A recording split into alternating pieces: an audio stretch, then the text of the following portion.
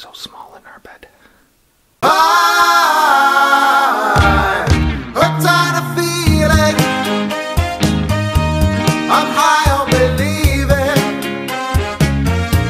Hey guys, what's up? Welcome back to our vlog. We've been a little bit MIA for the past 2 weeks, I guess, since our last upload, and we've just been having a crazy time. This time last week I was at our hospital and I gave birth to this little man. His I'd name? like to introduce you to Noah.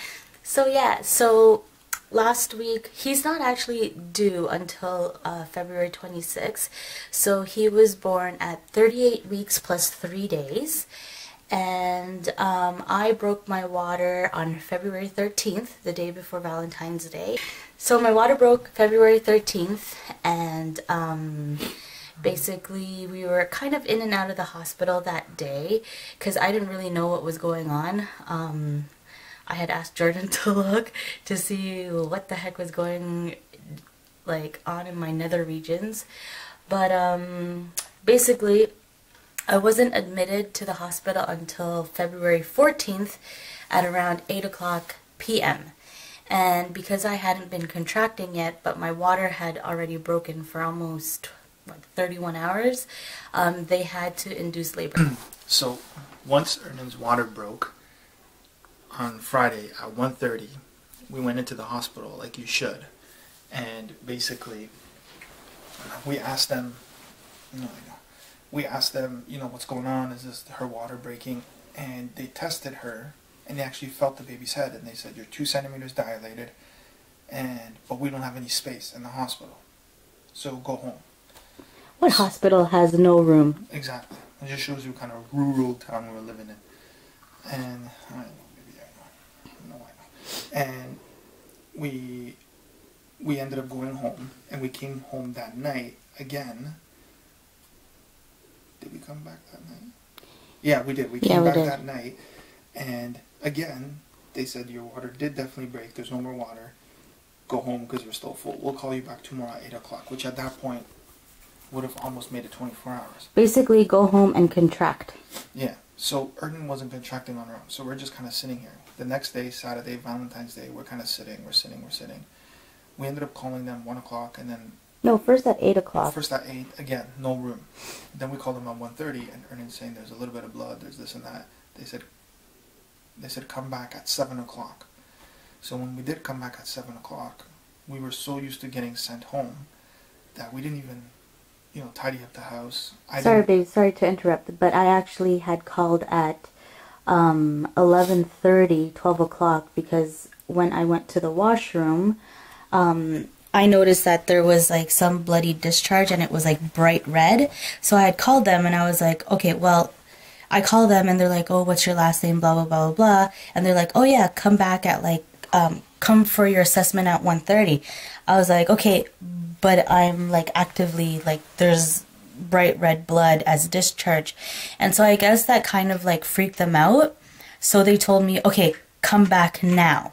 So we came back, but then, then again we were turned away because they're like, oh, that's nothing to be concerned about.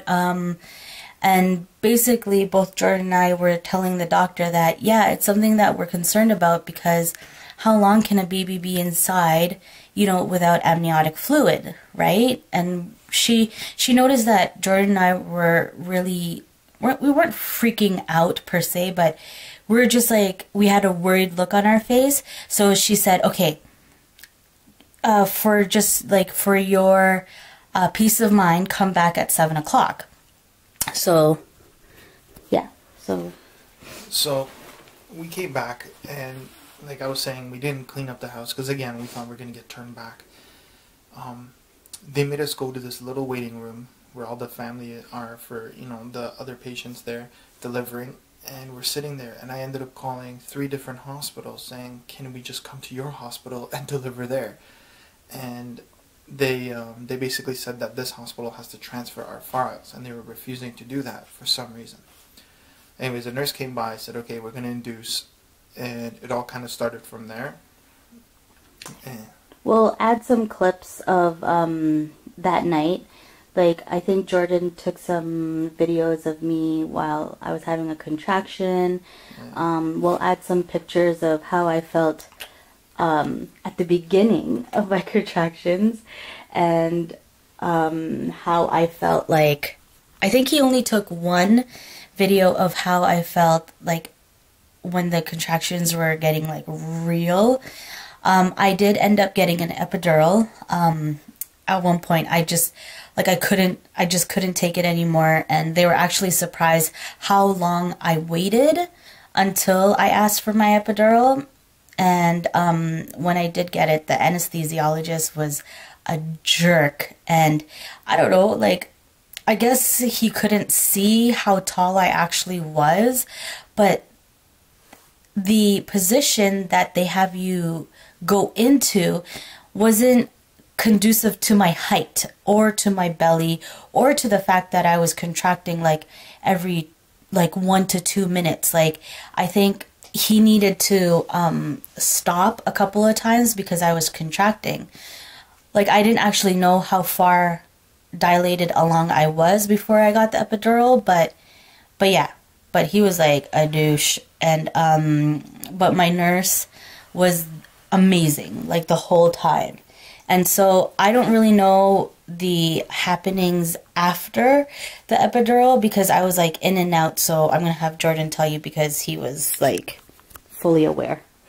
well, basically, once the oxytocin kicked in, her contractions started getting really bad, really fast. And around the epidural time, they were just extremely painful to the point where Ernan, cried a few times.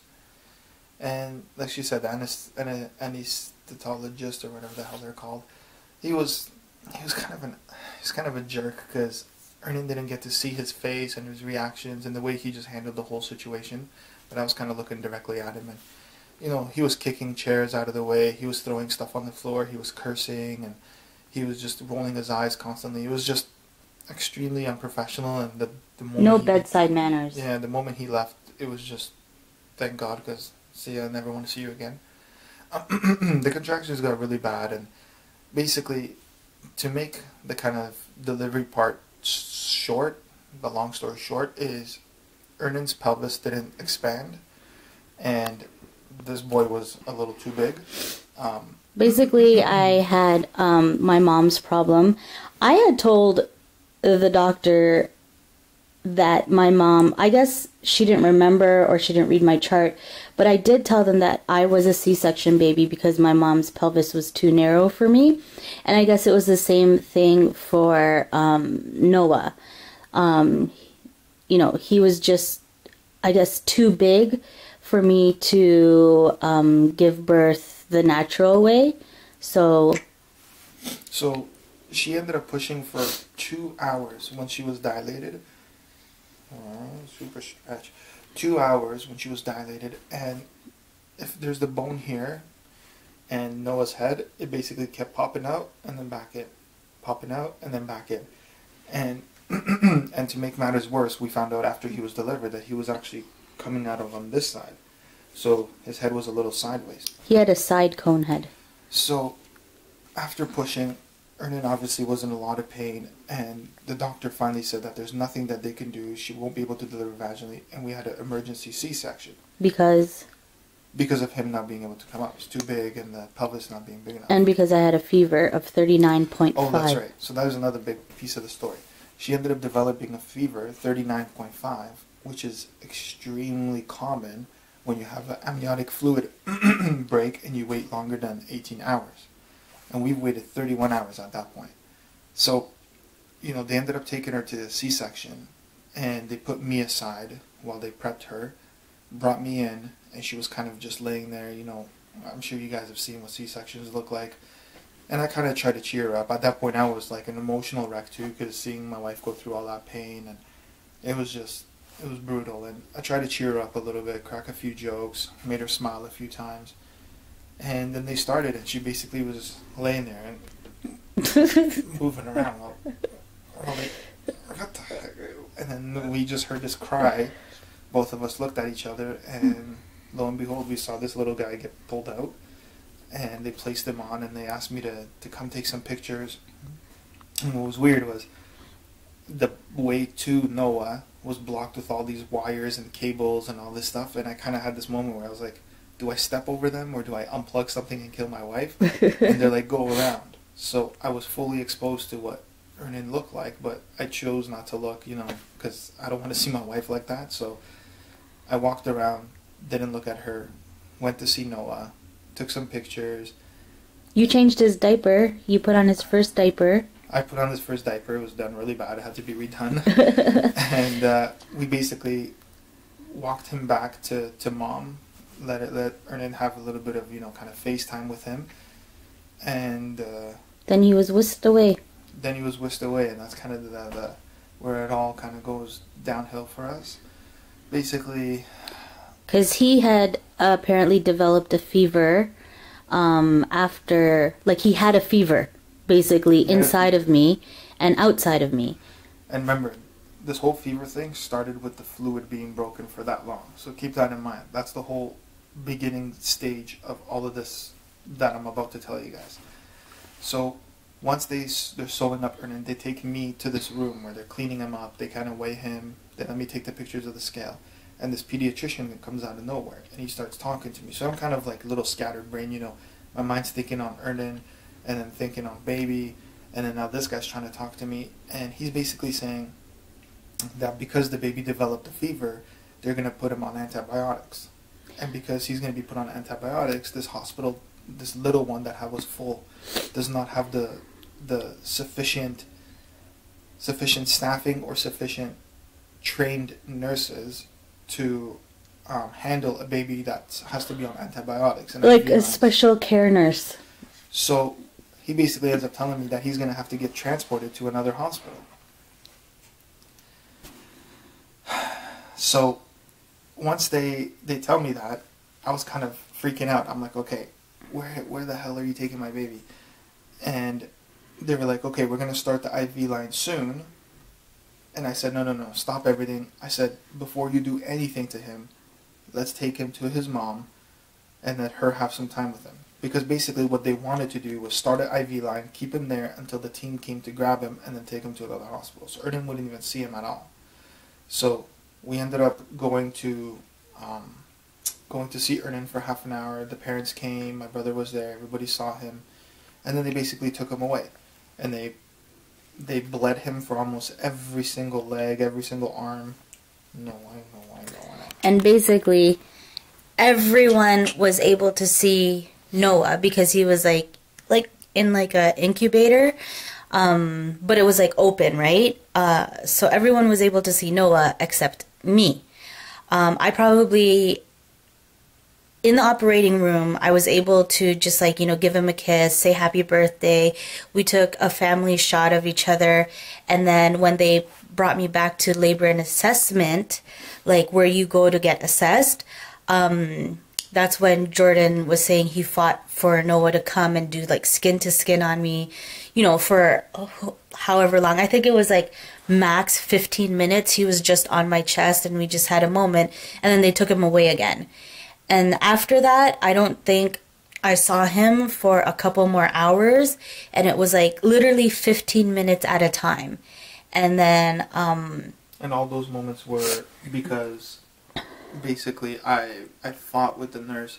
What he was in this little kind of incubator, open incubator, that he had hooked up all his those stickers to measure his heart rate, his oxygen, his everything. He had an IV line going. He had all of this stuff going. And I basically fought with the nurse, can we just unplug all this stuff? He's obviously fine, his vitals are fine, can we bring him to Ernan? So I think it was twice during that day where we got to kind of wheel him with his IV to Ernan, where she could spend some time with him. And yeah, so as a husband, and I guess as a father now, which is so weird for me to say, I was so torn because I'm sitting there with Noah, because I know Ernan wanted me to not leave him alone. And I'm sitting there looking at him in this little incubator, and just 2 rooms behind me is Ernan all by herself in this massive private room, and it was killing me. Like it was. I was lucky that, you know, our parents were there, my mom was there, my brother, you know, he kind of relieved me for 15 minutes where I can go talk to Ernan. And basically, the worst part of that night came when they called this team from a special hospital where these two nurses who are basically trained to deal with sick babies came by with this massive incubator, and they basically tested him all over again, bled him all over again, and put him in this. They wanted to put him in this incubator and take him to another hospital. Luckily, the one that I work. But I said again, I had to stop them and be like, "Can you please speak to my wife and let her know what's going on, and then have her, you know, hold Noah for the last time that day." Because again, they wanted just to whisk him away. They wanted me to hold him for the last time. I said, "I've been with him the whole day. Let Ernan hold him." Mm-hmm. So they went. They spoke to Ernan. What's going on? What's happening? Ernan was able to hold him. Ernan's mom was able to hold him.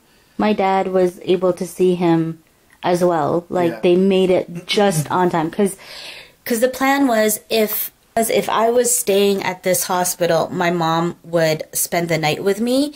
Because I think even before, like, Noah was born, Jordan and I already had discussed, like, everything that I said. If I'm having a C-section, not knowing that, you know, that something would be, like, quote-unquote wrong with Noah, I told him, leave me, and I want you to stay with him at all times. Like, don't leave his side.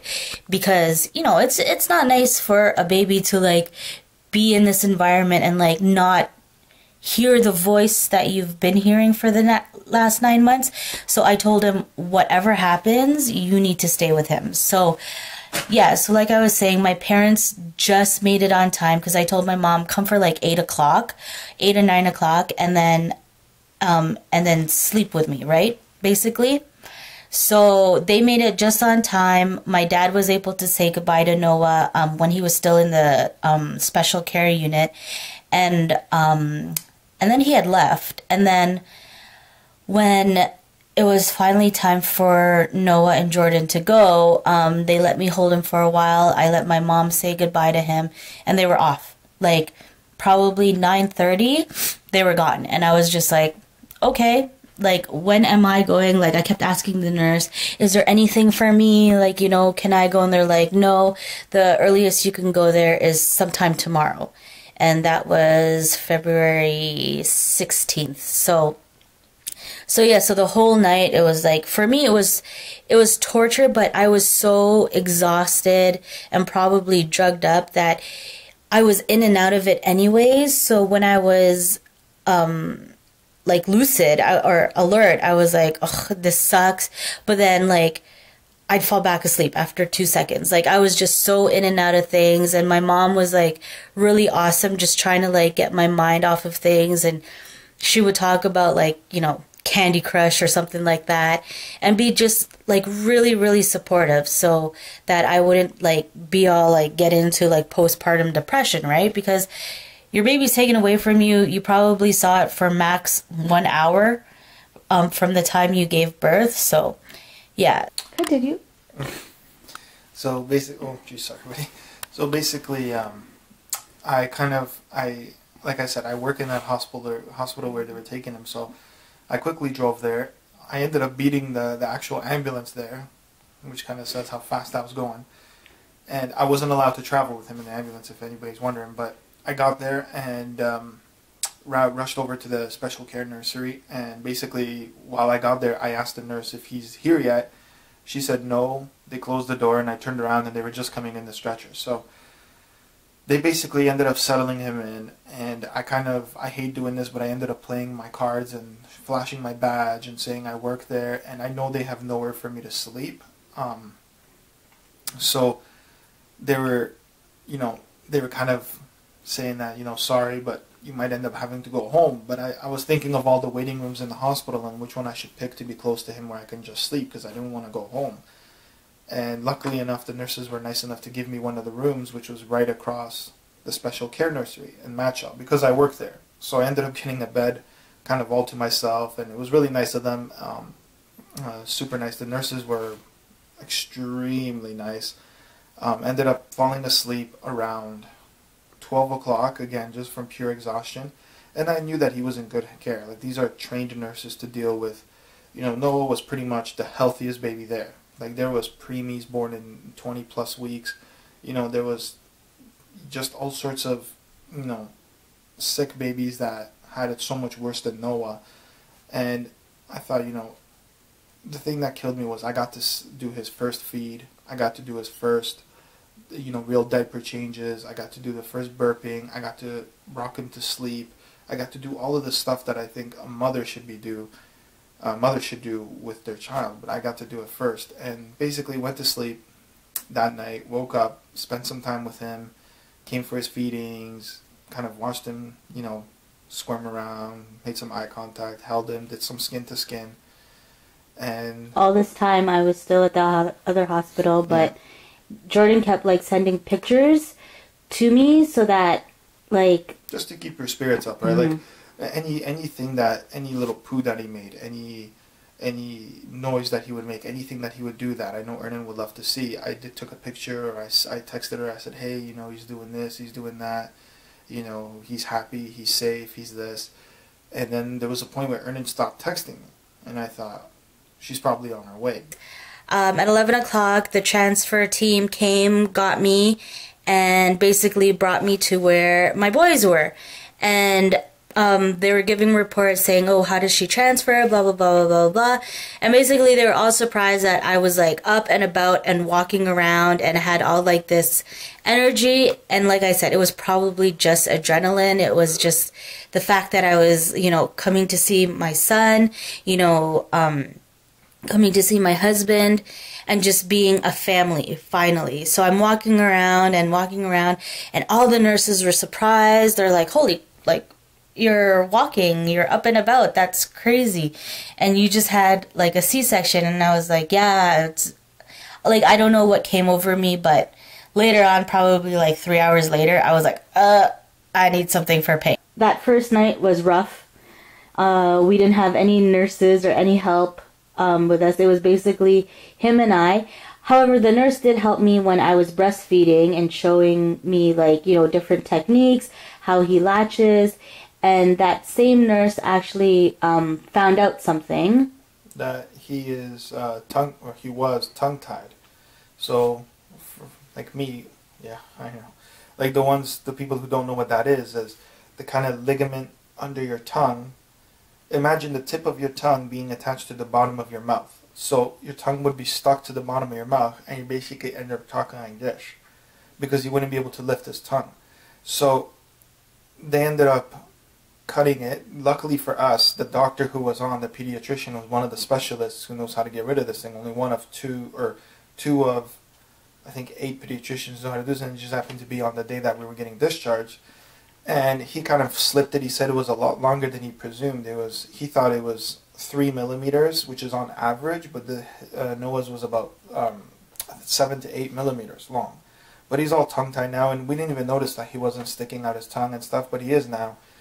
And, you know, his IV that he had in his arm for the antibiotics ended up moving and ended up bleeding. He got some blood on his hat, on his, like, little hospital hat that we kept. We had to go, then they had to put the IV in his ankle and then kind of tape it around, so he had this little kind of funky little boot on. It was just a whirlwind of pain for Noah that me and Ernan couldn't bear anymore. So when they finally discharged us, we literally packed him up and we ran. Yeah, like, we didn't, like, we were supposed to, like, the nurse was still supposed to give him his proper bath, which she didn't, but she had a good point, because we were leaving the hospital and it was like -16. So if she had given him a bath and then we were like out the door, I think he would have gotten sick. But we didn't get his like discharge weight. We didn't get like, we were about to leave without his discharge papers. Like, we were just ready to go. Like, come home and just like be home.